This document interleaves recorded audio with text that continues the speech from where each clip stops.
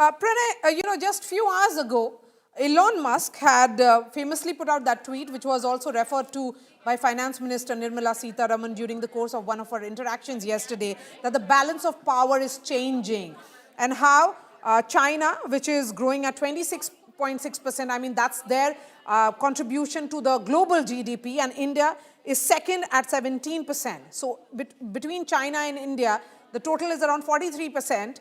That is the level of their contribution to the global GDP numbers, the GDP growth, the real GDP growth. So, this is a market that nobody can afford to ignore either. Absolutely, Maria. India is an important player in the global politics and especially in the geoeconomics. And there is a big constituency in Washington and it's Washington DC, or be it in the United States, which actually feels that India is a strategic partner. US has, India has enjoyed a bipartisan support at the Capitol, and in fact, both the administrations of Republican parties and Democratic parties have invested a lot in building of this relationship. And we have seen that how President Donald Trump has also maintained that we want to even out the trade balance, we want to work out certain things, but he never ignored the fact that he enjoys a very good relation with Prime Minister Narendra Modi. He also underscored every time whenever he was asked about India or the importance of India-US relation, he always maintained that India is a valuable relation and a partnership for the United States. So clearly there is an acknowledgement, there is an understanding, and this understanding is shared by many corporates in the United States, because you have to see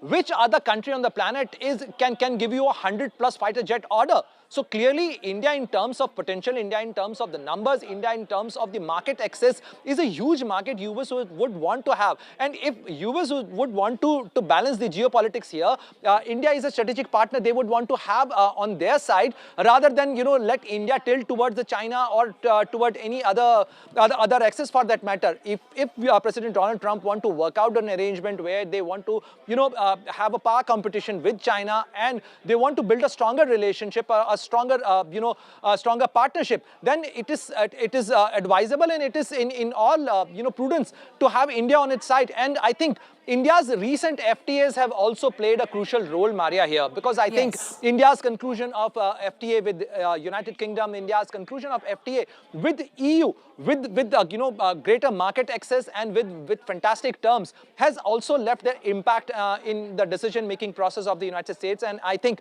that's why President Donald Trump seems to be taking an off-ramp here.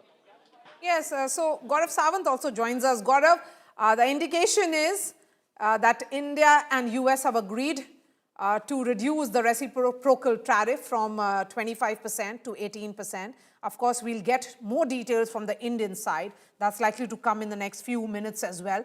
But, India, like always, doing a trade deal on its own terms. Realizing fully well that there was an unpredictable leader in the White House. The Prime Minister had clearly said that he opened up newer markets for the Indian industries or Indian businessmen. And, we moved, in the last 1.5 years alone, Gaurav, close to 6 free trade agreements inked. But this is great news, great news. Der durustai. Of course, we'll wait for the fine print. We'll wait to hear what the External Affairs Ministry has to say about this. But tremendous work put in by Commerce Minister Piyush Goyal, Commerce Secretary Mr. Agrawal, and their entire team, because this was real hard-nosed negotiations. We've been tracking this very closely, multiple rounds. In fact, I reported from Washington, D.C. on Donald Trump's inauguration, and then subsequently, when Prime Minister Narendra Modi visited the United States in February, and that compact that was inked between India and the United States. It was a very comprehensive compact where there were 3 major legs to this relationship. The trade deal, yes, by end of the year, it was planned 2025. Second part was technology. The third part was defense. So high-end technology and trade, great cooperation. Defense, to a very large extent, great cooperation, though India still is waiting for the GE404 engines, and we hope that's not delayed anymore because that's holding back India's LCA. And of course, the trade aspect. July onwards, our sources in the government were telling us that this deal was almost done. It was on Trump's table, but Trump wanted more. He wanted to see how much can he push India, and whether, like other countries, look, Trump has offended his closest treaty allies. Look at the way he's treated countries like Japan and Korea. Look at the way he's treated the United Kingdom. But India did not buckle under pressure. As you very rightly pointed out, Maria, India wanted a trade deal which would be fair, which would be equitable, Yes. and which would be good for both countries, because it is for the betterment of both countries. And do keep in mind, Indo-Pacific is not just India's concern; it is also U.S. concerns. But Donald Trump tried to ignore it. He tried to get closer to Pakistan, even though Trump in Trump 1.0 had called Pakistan that they looted $33 billion. But let's sincerely hope that the relationship returns on an even keel. Okay, Rohit Sharma, some more details coming in from any of your sources. Have you sent more messages? Have they responded? Some details? That's the last thing I have, Maria. It is an iterative process. This is reduction in reciprocal tariff. I think it's going to make a lot of people in India happy. Especially, I think there's also a message here, and I think a very subtle message, which I was trying to point out, Maria, before, is that we are at 18%, which is less than what the neighbors would be paying.